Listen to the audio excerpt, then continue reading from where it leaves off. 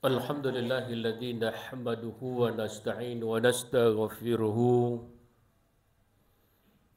wa na'udzu billahi min syururi anfusina wa min sayyiati a'malina.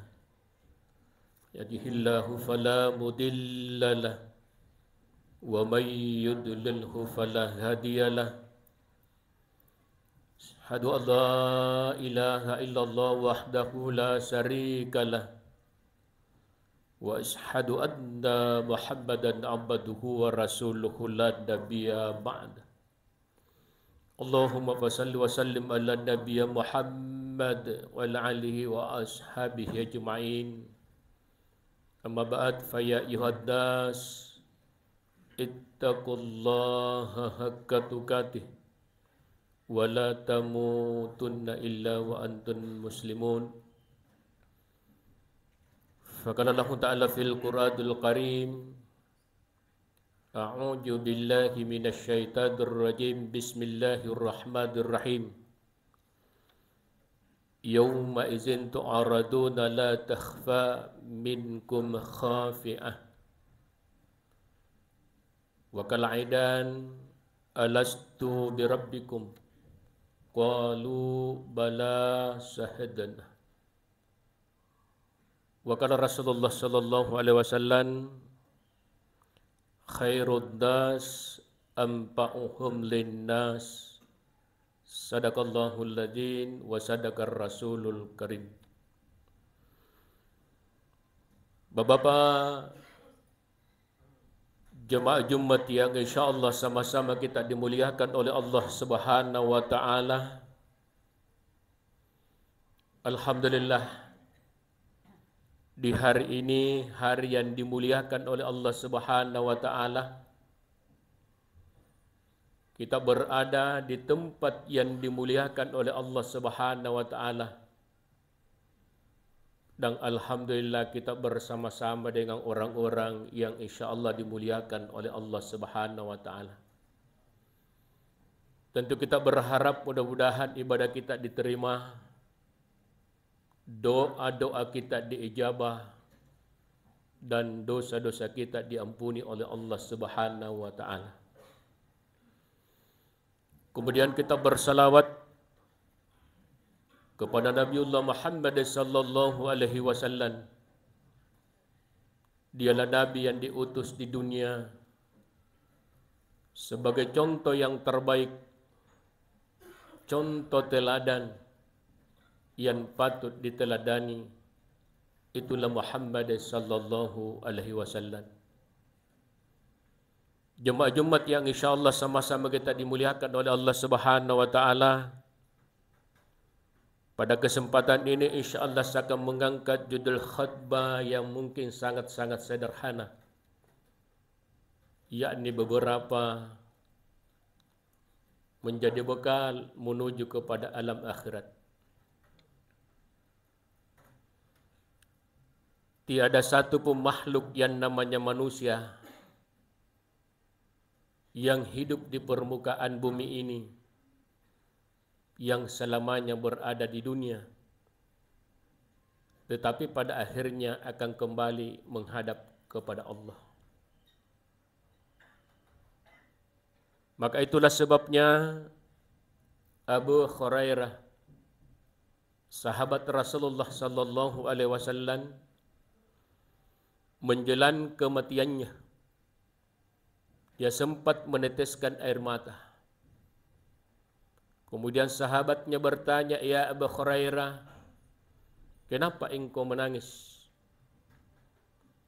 Maka Abu Hurairah berkata, "Aku menangis bukan karena kematianku, karena kematian adalah urusan Allah.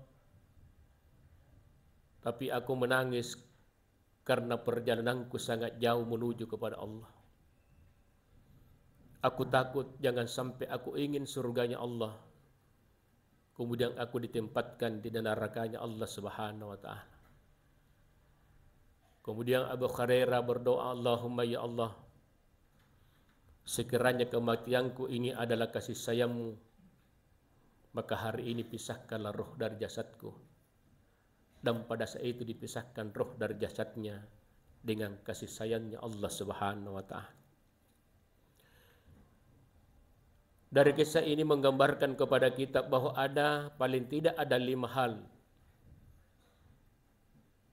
yang menjadi bekal menuju kepada alam akhirat. Yang pertama adalah senantiasa mengingat perjanjian kita dengan Allah. Selagi kita berada dalam rahim seorang ibu kita,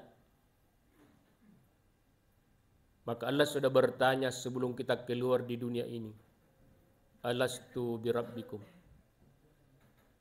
Apakah kamu tahu, kata Allah, aku ini adalah Tuhanmu? Lalu kita menjawab, qalu bala sahadana. Aku tahu ya Allah bahwa Engkau adalah Tuhanku. Sebuah perjanjian yang sebahagian besar ulama berkata bahwa manusia selagi berada dalam rahim sudah beriman kepada Allah. Dan tentulah iman ini kita harus realisasikan dalam kehidupan kita sehari-hari. Karena betapa banyak saudara-saudara kita lupa dengan kehidupan akhirat. Mereka terlalu berani melakukan kesalahan. Mereka terlalu berani melakukan kezaliman. Seakan-akan mereka terlalu percaya diri bahwa ketika berdoa kepada Allah, doanya sudah diijabah. Sementara Abu Hurairah dalam riwayat tidak punya kesalahan, menangis di hadapan Allah. Jangan sampai dia ditempatkan dalam nerakanya Allah Subhanahu wa Ta'ala. Inilah yang membuat sebahagian saudara-saudara kita karena merasa diri terlalu percaya dengan doanya, sehingga menganggap semua doanya diijabah, sehingga berani menzalimi saudara-saudaranya, berani menyakiti saudara-saudaranya, mengambil hak-hak saudaranya.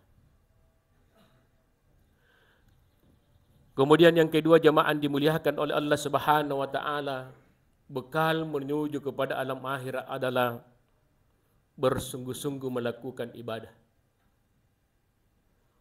Betapa banyak saudara kita ibadah yang mereka lakukan hanya sebatas melepaskan kebiasaan, sebatas melepaskan kewajiban, tapi dalam kehidupan sehari-hari mereka putus hubungan dengan saudaranya. Mereka menzalimi saudaranya. Sementara Rasulullah sallallahu alaihi wasallam bersabda dalam sebuah hadis, khairun nas anfa'uhum linnas. Sebaik-baik orang adalah orang yang berguna terhadap orang lain. Lalu Imam Ali pernah berkata bahwa orang yang beruntung yang apabila ibadahnya hari ini jauh lebih bagus daripada hari yang lewat. Dan orang yang rugi adalah apabila ibadahnya hari ini sama dengan hari kemarin.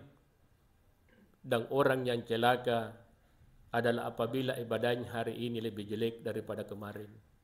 Tentu semua ini kembalinya kepada kita.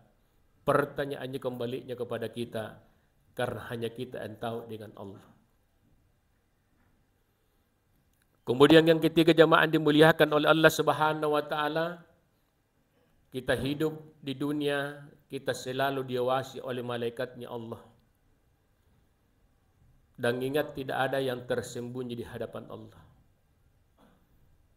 Harta yang kita dapatkan akan dipertanyakan nanti di hadapan Allah. Tsumma latus'alunna yawma idzin 'anil na'im. Semua nikmat yang pernah kau rasakan pasti akan diminta pertanggungjawaban di hadapan Allah. Bahkan di ayat lain dikatakan, yauma idzin tu'raduna la takhfa minkum khafi'ah. Pada saat kau dipertemukan oleh Allah, maka tidak ada yang tersembunyi sedikit pun dari kamu di hadapan Allah. Semua akan dinampakkan di hadapan Allah. Kemudian yang keempat, jamaah dimuliakan oleh Allah Subhanahu wa Ta'ala, sebagai bekal, tentu kita ini banyak bermuhasabah, introspeksi diri, introspeksi pekerjaan kita. Apakah kita dapatkan dengan cara halal?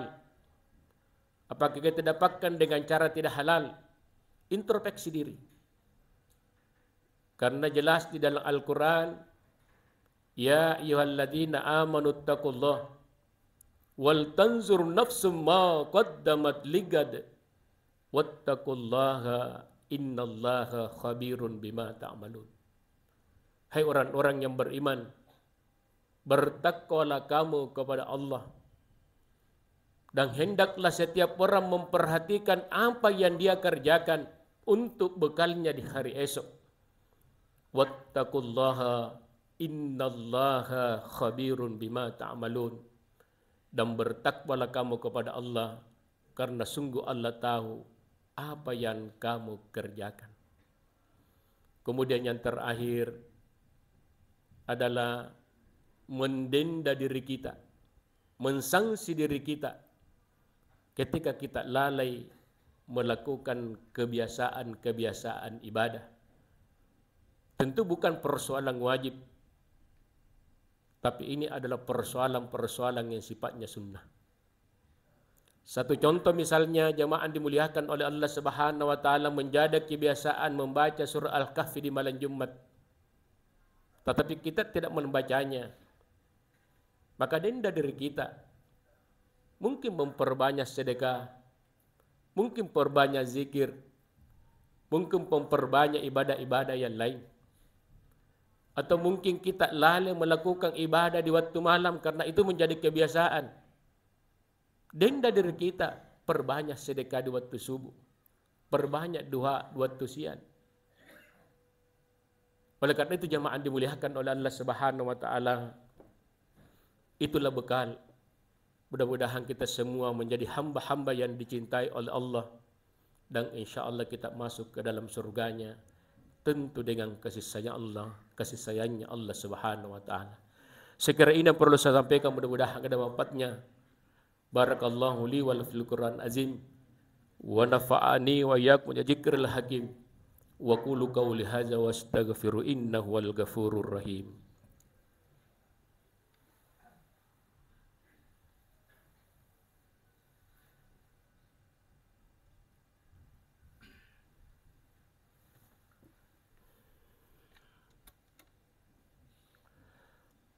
Alhamdulillahilladzi arsala rasuluhu bil huda wa dinil haq.